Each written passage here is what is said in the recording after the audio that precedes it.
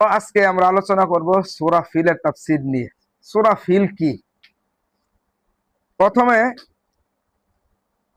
অনেক সময় দেখা যায় নাম দেখে অনেক কিছু বোঝা যায় না? নাম দেখে কিন্তু বোঝা যায়। এই বিস্কিটের প্যাকেটের উপরে লেখা কোকোনাট, এটা দেখে কি বুঝেন যে নারিকেলের বিস্কিট এখানে আছে, নারিকেলের বিস্কিট, ঠিক না? আইসক্রিমের উপরে যে প্যাকেটটা থাকে বড় সবুজ লেবুর ছবি দেওয়া, মানে কি এই আইসক্রিমটা খাইলে কি লেবুর স্বাদ আসবে, ঠিক না? লেবুর ফ্লেভার আসবে। তাহলে ছবি দেখা, নাম দেখে অনেক সময় কি করা যায়, বোঝা যায়। এই জন্য কোরআনে কারিমের মধ্যে অনেক সূরা এমন আছে, অনেক সূরার নাম এমন আছে যে সূরাগুলোর নাম দেখে আপনারা অনুমান করতে পারবেন এখানে কিছু একটা আছে, এই নামের কিছু একটা আছে। নাম দেখে ভিতরে কি করা যায়, আন্তাজ করা যায়। যেমন সূরাতুল ফিল, এই সূরার নাম কি? সূরা ফিল। ফিল অর্থ কি? ফিল অর্থই হচ্ছে হাতি। ফিল অর্থ কি? হাতি। এখন এরকম ভাবে কোরআনে কারিমের অনেক সূরার নাম আছে, পশুর নাম দেওয়া। সূরাতুল বাকারা, বাকারা মানে গরু, গরু গাবি। আবার সূরা আছে নাহাল, মৌমাছি। নামল, সূরাতুল নামল, নামল অর্থ পিপিলিকা। সূরাতুল আনকাবুত, আনকাবুত অর্থ মাকড়সা। এরকম ভাবে সূরার নাম আছে, অনেক সূরার নাম কি পশু পাখির নাম দিয়া। আচ্ছা, সূরাতুল বাকারার মধ্যে যে বাকারা কেন বললো, গরুর নাম দিয়ে কেন সূরা রাখলো? অবশ্যই মাঝখানে গরুর কোনো ঘটনা আছে, কোনো কাহিনী অবশ্যই আছে, যার কারণে ওই কাহিনীর দিকে লক্ষ্য করে কি করা হয়েছে, সূরাতুল বাকারা রাখা হয়েছে। হ্যাঁ, সূরা বাকারার মধ্যে একটা ঘটনা আছে, খুব সুন্দর একটা ঘটনা আছে, যেই ঘটনা থেকে মানুষকে শিক্ষা নেওয়ার জন্য আল্লাহ তাআলা ওই ঘটনাটা কোরআনের মধ্যে উল্লেখ করে দিচ্ছে। এদিকে লক্ষ্য করে আল্লাহ তাআলা সূরার নাম রাখছে কি, সূরাতুল বাকারা। তাহলে এই হিসেবে আমরা সূরা ফিল যদি তাকাই, সূরা ফিলের দিকে তাকাই, তাহলে অনুমান করতে পারি সূরা ফিলের মধ্যে হাতি নিয়ে কিছু আছে, আছে না? এরকম অনুমান হয় না আমাদের নাম দেখা হাতির কোনো কথা আছে এখানে? হ্যাঁ, অবশ্যই আছে। সূরা ফিল, এখানে হস্তি বাহিনী সম্পর্কে আলোচনা করা হয়েছে। হস্তি বাহিনী, হাতির বাহিনী। মূল ঘটনাটা কি? মূল ঘটনাটা হচ্ছে আল্লাহর রাসূল সাল্লাল্লাহু আলাইহি ওয়াসাল্লামের জন্মের বছর, যেই বছর আল্লাহর রাসূল জন্মগ্রহণ করেছে, জন্মের কিছুদিন পূর্বে একটা ঘটনা ঘটেছে, যে ঘটনার মধ্যে আল্লাহ তাআলার কুদরত, ক্ষমতা ফুটে উঠছে। বুঝতেছেন? একটা আল্লাহর রাসূলের জন্মের কিছুদিন পূর্বে, বেশি দিন আগে না, কিছুদিন পূর্বে একটা ঘটনা ঘটেছে। ঘটনাটা কি? ঘটনাটা হচ্ছে ওই সময় ইয়ামেনের, তৎকালীন সময় ইয়ামেনের বাদশা ছিল আব্রাহা। আব্রাহা কি ছিল? ইয়ামেনের বাদশা ছিল। মক্কার অনেক লোক, মক্কার অনেক কুরাইশ লোক ইয়ামেনে থাকতো। এখন আব্রাহা বাদশা ছিল, চিন্তা ভাবনা করলো মক্কার অনেক মানুষ প্রতি বছর হজে যায়, কাবা মক্কা শরীফে যায়। এরা কি যায়? মক্কার মানুষ কিন্তু তখন মূর্তি পূজারী ছিল, কিন্তু মূর্তি পূজারী থাকার পরেও তাদের কাবার প্রতি একটা টান ছিল। কেন? কারণ ইব্রাহিম আলাইহিস সালাতু ওয়াস সালাম কাবাটা তৈরি করেছে। তারা মিল্লাতে ইব্রাহিমের এই ধর্মের উপরে ছিল, মানতো, বিশ্বাস করতো, তাদের ভক্তি ছিল। মিল্লাতে ইব্রাহিমের প্রতি কি ছিল? ভক্তি ছিল। এই জন্য কাবার প্রতি আলাদা একটা কি ছিল? টান ছিল। মূর্তি পূজা করলো, কাবার প্রতি কি থাকতো? টান। দেখেন দেখেন না, কাবার মধ্যে 360টা মূর্তি তারা কি করছে? বইরে রাখছে। এটা কি মহাব্বত ছাড়া? যদিও মহাব্বতটা শিরিকের দিকে চলে গেছে, মহাব্বতের সহিত তো করছে, ঠিক না? তাহলে কাবার প্রতি একটা টান ছিল। বাদশা আব্রাহা কি করলো? চিন্তা করলো, না, এরকম ভাবে আর চলে না। প্রতি বছর ইয়ামেনের কুরাইশ, এই মক্কার কুরাইশ বংশোদ্ভূত যারা আছে তারা কি যায়? কাবাতে যায়। আমি একটা কাজ করি, আমি একটা কাবার মতো ইবাদত খানা বানাই, বড় কইরা জাঁকজমক ভাবে কি বানাই, বড় গির্জা বানাই ইয়ামেনের মধ্যেই, যাতে কইরা এই জাঁকজমকের মধ্যে কইরা এর জাঁকজমক দেখা মানুষ আর মক্কায় না যায়, কাবাতে না যায়, এই গির্জার ইবাদত শুরু করে দেয়। সে কি করলো? শয়তানি বুদ্ধি আসছে মাথায়। সে কি করলো? ইয়ামেনেই স্বর্ণ রূপা জহরত এগুলা দিয়া বড় আকারে একটা গির্জা বানাইলো, জাঁকজমক করে গির্জা, দেখলে যাতে কি হয়ে যায়, মানুষ আকৃষ্ট হইয়া যায়, যাতে আর মক্কায় মানুষ না যায়, মক্কার কাবা ঘর বাদ দিয়ে যাতে মানুষ কি করে এখানেই তওয়াফ করা শুরু করে, এই চিন্তা ভাবনা করলো। আচ্ছা, যখন এটা বানাইলো, অনেকদিন সময় নিয়ে বানাইছে, বানানোর পরে ঘোষণা দিছে আজ থেকে প্রতি বছর কোন ইয়ামেনি, কোন আরব কুরাইশি ইয়ামেন থেকে কোথায় যাবে না, কাবায় যাবে না, এই ঘোষণা দিয়ে দিল। এই ঘোষণা দিয়ে দেওয়ার পরে যারা আরবের প্রতি টান আছে, যারা আরবে জন্মগ্রহণ করছে, ইয়ামেনে এসে থাকতেছে, তাদের তো জন্মগত ভাবে কাবার প্রতি একটা টান, বাইতুল্লাহ শরীফের প্রতি আলাদা একটা কি আছে, টান আছে না। তারা খুব রাগ, মক্কার যে বড় বড় কুরাইশ বংশ, কাহতান বংশ, পরে আরো এরকম আদনান বংশ, এদের ভিতর খুব খুব জৈমা উঠছে। হ্যাঁ, আমরা কাবাতে যাই, কাবা মিল্লাতে ইব্রাহিমের, ইব্রাহিম আলাইহিস সালাম বানাইছে, ওদের ভেতরে একটা খুব ভিতরে ভিতরে খুব চলতেছিল, বুঝতেছেন কিনা। এখন কি করা যায়, এক কুরাইশি করলো কি, রাতের বেলা আইসা, কুরাইশ বংশের রাতের বেলা আইসা ওই গির্জার মধ্যে প্রস্তাব পায়খানা হয়ে গেছে। এই গির্জা এত সুন্দর করে বানাইছে, এখানে কুরাইশ এক বংশের লোক আইসা রাগে প্রস্তাব পায়খানা কইরা রেখে গেছে রাত্রে। আবার এদিকে এক যাযাবর কি করছে, যাযাবর তারা তো ঘুরে ফিরে চলে, ওই গির্জার পাশে কি করছে, আগুন ধরে কোনো কিছু কাজ করছে, এই আগুন থেকে গির্জার অনেক কিছু পুড়ে গেছে, আগুন লাইগা এখান থেকে যাইয়া গির্জার অনেক কিছু পুড়ে গেছে। পরের দিন সকালে বাদশাহ আবরাহার কাছে খবর দেওয়া হয়েছে এই কাহিনী, কুরাইশের এক লোক গির্জার মধ্যে যে কি করছে, পসরা পায়খানা করছে, আর গির্জার এই জায়গাটুকু পুড়ে গেছে।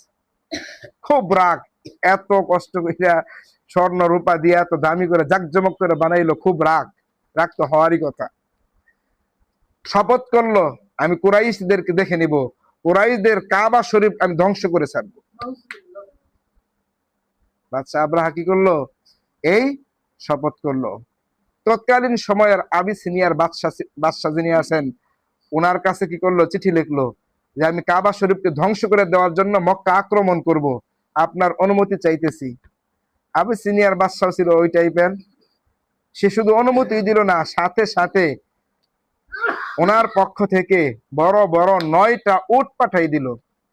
উট মানে কি, আগে তো আরবের মধ্যে যুদ্ধ হইতো ঘোড়ার মাধ্যমে, ঘোড়ার মাধ্যমে না, উটের মাধ্যমে কি হইতো না, যুদ্ধ হইতো না। উট থাকা মানে বর্তমান যুগে পারমাণবিক অস্ত্র থাকা, যেরকম শক্তিশালী দেশ মনে করা হয় পারমাণবিক অস্ত্র থাকলে, তৎকালীন উট উট দিয়ে যুদ্ধ করা মানে কি, উট বলতে হাতি, হাতি 9টা হাতি পাঠালো, উট না, ভুলে গেছে আমার, 9টা হাতি সাথে দিয়ে দিল।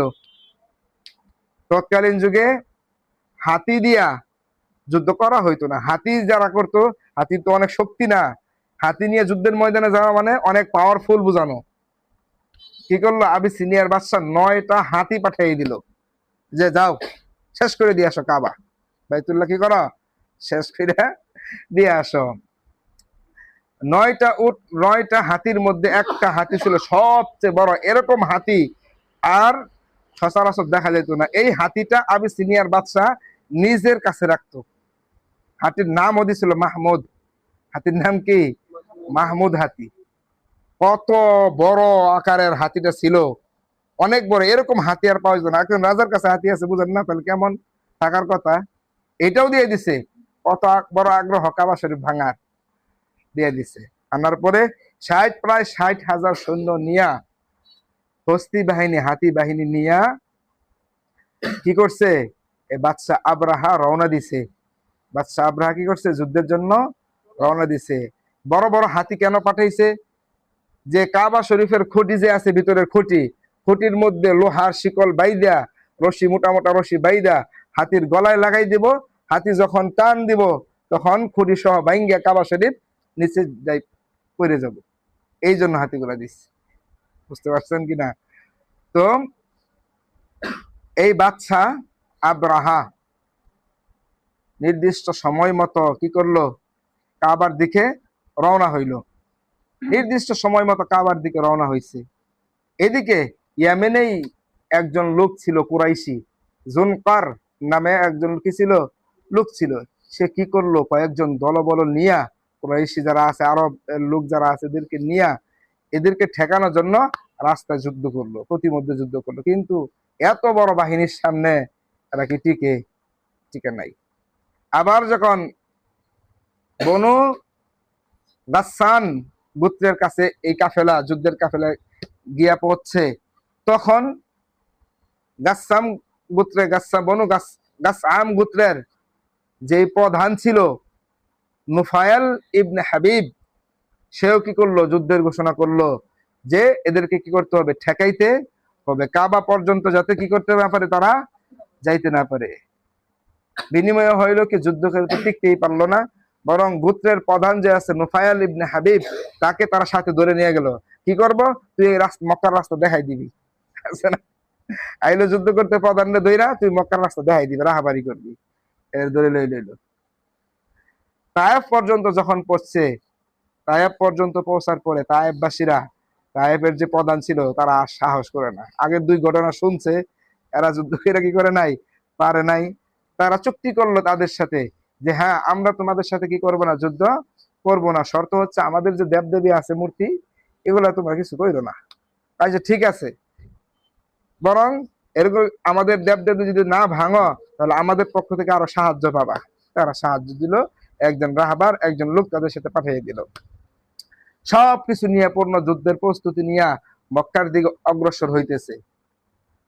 অগ্রসর হওয়ার সময় মাগমাস নামক স্থানে, যখন এই যুদ্ধের কাফেলা পৌঁছে মাগমাস নামক স্থানে যাওয়ার পরে দেখে ওইখানে অনেক ওট ছাড়া, কুরাইশদের কি মক্কার কাছে কাছে এসে পড়ছে না, কুরাইশরা অনেক ওট বাহিরে কি করে সাইডে রাখছে বা পালতেছে, অনেক ওট ছাড়া। ওইখান থেকে ওট গুলা ছিল আল্লাহ রাসূলের দাদা আব্দুল মুত্তালিবের, 200 ওট ছিল। ওই 200 ওট তারা কি করলো, হাতায় নিল, নিজেদের কবজার ভিতরে নিয়ে আসলো, দখল করে নিল। বুঝতে পারছেন? তখন এখান থেকে খবর পাঠাইলো মক্কায়, একজন দূত পাঠাইলো যে মক্কায় যাও, যাইয়া বলো যে তোমরা যদি, আমরা আসতেছি কাবাকে ধ্বংস করার জন্য, তোমরা যদি কাবা ধ্বংস করার পথে কোনো প্রতিবন্ধকতা সৃষ্টি করো, তাহলে তোমাদেরকে শেষ করে দিব। আর যদি প্রতিবন্ধকতা সৃষ্টি না করো, তাহলে আমরা কাবা ধ্বংস করে চলে যাব। মক্কার মধ্যে এই দূত গেছে। দূত যাওয়ার পথে যাইয়া বিভিন্ন মানুষকে জিগাইতেছে। তৎকালীন কুরাইশে, মক্কার কুরাইশের প্রধান ছিল আব্দুল মুত্তালিব, আল্লাহর রাসূলের কি দাদা। জিগাইতেছে যে এই কাহিনী, এই কাহিনী করতে যাইতেছে। সবাই দেখা যায় আব্দুল মুত্তালিবের কাছে যাও, আব্দুল মুত্তালিবের কাছে যাও। দূত আব্দুল মুত্তালিবের কাছে গেছে। আব্দুল মুত্তালিব বলছে, দেখো, এই আব্দুল মুত্তালিবের কাছে যে দূত এই কথা বলতেছে। আব্দুল মুত্তালিব সুন্দর উত্তর দিয়েছে, আসলেই তোমাদের সাথে আমরা কিন্তু যুদ্ধ করার সামর্থ্য রাখি না, যুদ্ধ করার ইচ্ছাও আমাদের নাই। দূত বলে, তাহলে আসেন আমরা আমাদের বাদশার কাছে যাই, আপনি নিয়ে যাই, আপনি তার সাথে কথা বলেন। বাদশা আবরাহা আছে মাগমাস নামক স্থানে, ওইখানে যাই, আসেন। আব্দুল মুত্তালিব, হ্যাঁ আমার যাওয়ার দরকার আছে, আমি যাই। যাইয়া বাদশা আবরাহা সিংহাসনে বসা ছিল, আব্দুল মুত্তালিবকে দেখা, নুরান্বিত চেহারা দেখা বাদশা নিজে কি করছে, চেয়ার থেকে নেমে গেছে এবং আব্দুল মুত্তালিবকে কাছে ডাকছে। তর্জমানকে ডাক দিয়েছে, মানে দুভাষী, ওর ভাষা তো বুঝবে না, আরবের ভাষা। দুভাষীর মাধ্যমে কথোপকথন চলতেছে যে আমরা তো তোমাদের কি কাবা শরীফ ধ্বংস করার জন্য আসছে, তোমরা কি বলো, তোমরা যদি বাধা না হও তাহলে তোমাদের কিছু করবো না, বাধা হলে এই অবস্থা।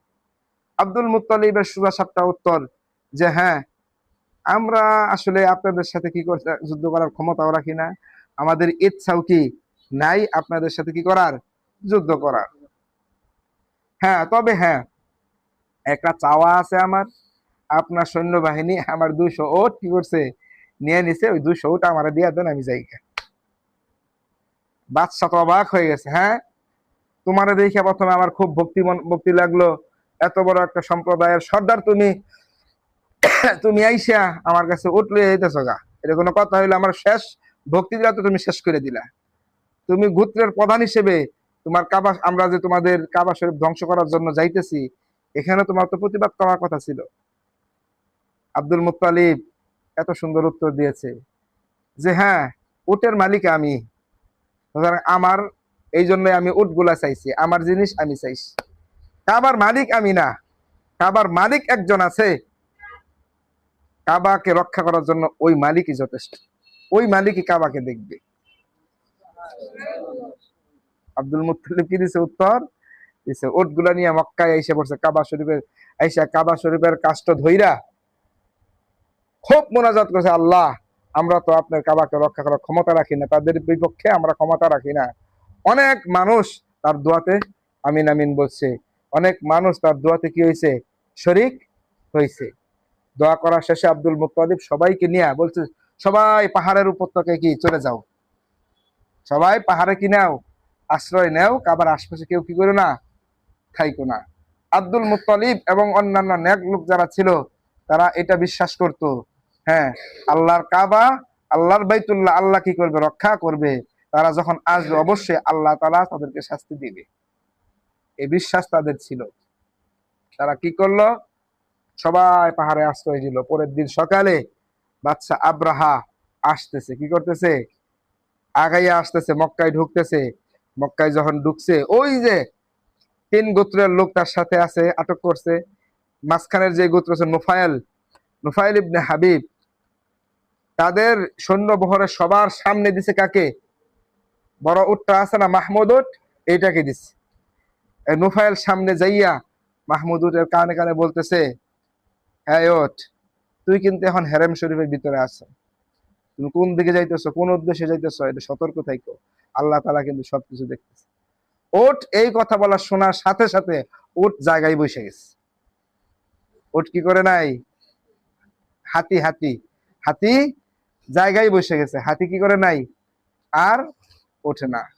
লোহা দিয়ে বাইরেছে, হাতি কি করে না, আর ওঠে না। নাকের ভিতরে লোহা ঢুকাই দেওয়া হয়েছে, হাতি আর ওঠে না। ডানে বামে পূব দিকে যদি নিতে চায় যায়, যখন সামনে আগাইতে বলে হাতি আর ওঠে না। বুঝতে পারছেন কিনা? এদিক থেকে সমুদ্রের ওপার থেকে কি আসতেছে, এক ঝাঁক পাখি আইসা কাবার চারদিক ঘিরাও করে ফেলছে, অন্ধকার হয়ে গেছে। এক ঝাঁক কি পাখি আইসা কি করছে, পুরা ঘেরাও করে ফেলছে। প্রত্যেকটা পাখির কাছে 3টা করে কঙ্কর ছিল। কয়টা করে কঙ্কর ছিল? 3টা। একটা ঠোঁটে, 2টা দুই পায়ে কঙ্কর ছিল। অন্ধকার হয়ে গেছে, কালো হয়ে গেছে, পাখির কালো হয়ে গেছে। পাখিরা আইসা তাদের অ্যাকশন শুরু করলো, কঙ্কর গুলা ফেলে দিচ্ছে। এক একটা কঙ্করের পাওয়ার কি ছিল, এক একটা কঙ্কর কারো উপরে পড়লে, কঙ্কর যেখানে পড়তো মাথার উপরে পড়লে, কঙ্করটা পেট দিয়ে ঢুইকে একবারে পুরা শরীর হেড করে বাইরে কি মাটি লেগে দিচ্ছে। এক একটা কি কঙ্কর, ছোট ছোট পাথর। মুফাসসিরিনে কেরাম লেখেন কতটুকু ছোট ছোট পাথর, মশারির দেওয়াল আছে না, এরকম ছোট ছোট, অথবা সোলাবুট আছে না ছোট ছোট, এরকম এক একটা কঙ্কর ছিল। পাওয়ার কি ছিল, বড় বড় কামান, বড় বড় বন্দুকের থেকে ছিল বেশি পাওয়ার ছিল। পুরা শরীর বিষ ব্যথায় জর্জরিত হয়ে যেত, পুরা শরীর ভ্যাপ কইরা এই কঙ্করটা কি হয়ে যেত।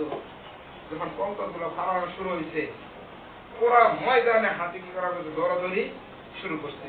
পুরা ময়দানে মানুষ সব শেষ হয়ে গেছে। অনেকে যারা পালাইছে এখান থেকে পালাইয়া রাস্তা রাস্তা যেতে যেতে কি হয়ে গেছে, মারা গেছে। রাস্তায় সব শেষ, সবকিছু কি রাস্তায় শেষ হয়ে গেছে।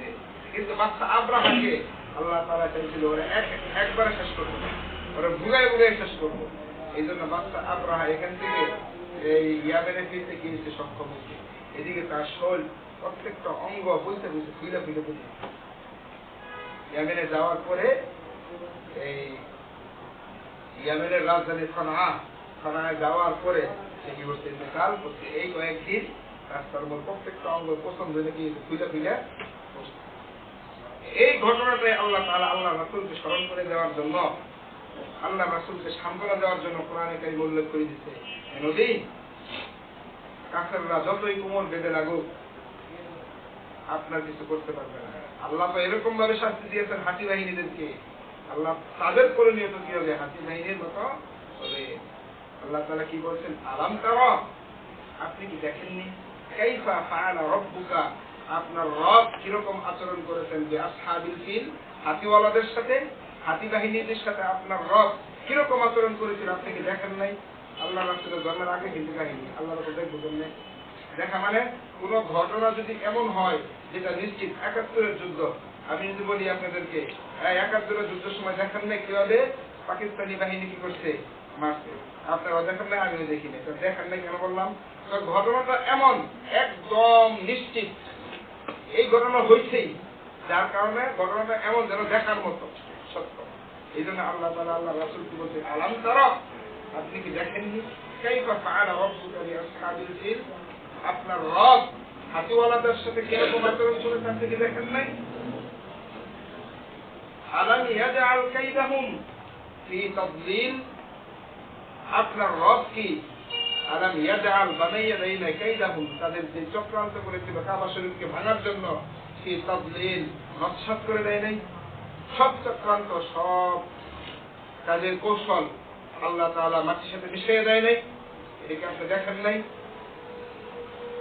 আলাম ইয়াজআল কাইদাহুম ফি তাদলিল, কিভাবে তিনি কি করেছে?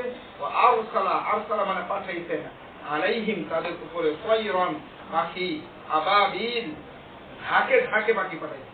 আমরা সবাই বলি কি আবাবিল পাখি, বলি না আবাবিল পাখির নাম না। মুফাসসিরিন একরাম বলেন পাখিগুলো এমন ছিল, এই পাখি আর কেউ দেখে নাই, আর আগে এরকম পাখি দেখে নাই।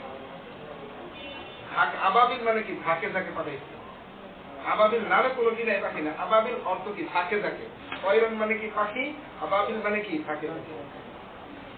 ওয়া আরসালা আলাইহিম তয়রান আবাবিল, পাখিগুলা কি করতে, তারমিহিম নিক্ষেপ করতে, ফালাইছে, তারমিহিম বিহিজারাতিন, কঙ্কর, কঙ্কর কিরকম কঙ্কর, মিন সিজিল, সিজিল মানে ভিজা মাটি শুকাইয়া গোটা বানাইলে, শুকাইয়া গোটা বানাইয়া আগুনে পুড়লে শক্ত হয় না, তো এরকম কঙ্কর, মৃত্তিকার তৈরি কঙ্কর, এই পাখিগুলো বৃষ্টির মতো তাদের উপর থেকে কি করছে, বর্ষণ করছে, নিক্ষেপ করছে। ওয়া আরসালা আলাইহিম তায়রান আবাবিল, এই শাস্তির মাধ্যমে তাদের কিরকম করা হয়েছে, কিরকম চেষ্টা করা হয়েছে, কি করা হয়েছে কোরআনের মধ্যে উদাহরণ দিতে, ফাজআলাহুম কাআসফিন মাকুল, ফাজআলাহুম আল্লাহ তাআলা তাদেরকে বানাইয়া দিতে, কাআসফুন, কাআসফিন, আসফুন অর্থ ভুসি, ভুসি আছে না, এই ভুসিতে নেই একদম ছোট ছোট, আর গরু চাবাইয়া খাওয়ার পরে এটার অবস্থা কি হয়,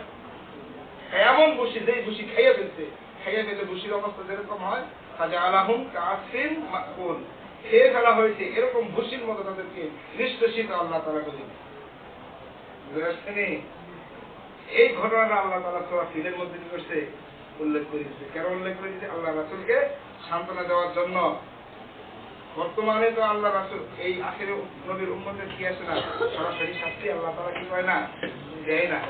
কেন দেয় না? আল্লাহ রাসূল দোয়া করে গেছে, আগে সরাসরি কি এসে গেত, কোন খারাপ কাজ করলে সাথে সাথে শাস্তি এসে আল্লাহ তাআলার পক্ষ থেকে, কম হলেও উল্টাপাল্টা করছে এদেরকে উল্টাই দইরা ছেড়ে দেয় নাই, তুফান দিয়ে শেষ করে দিয়েছে অনেক জাতিকে। তো আল্লাহ তাআলা আমাদেরকে কি করছেন, হেফাজত করতেন। আমরা যে গুনাহ করি শাস্তি আসলে উপায় ছিল না। তো সূরা ফিলের মধ্যে এই শিক্ষাটা নেওয়া দরকার, সূরা ফিল থেকে আল্লাহ তাআলা সবকিছু করতে পারেন, সবকিছু ক্ষমতাবান, আল্লাহ কি করে না, করে না কেন কিনা। আল্লাহ তাআলা আমাদেরকে সূরা ফিল থেকে শিক্ষা নেওয়ার তৌফিক দান করো, সমস্ত গুনাহ থেকে হেফাজত করো। আলহামদুলিল্লাহ।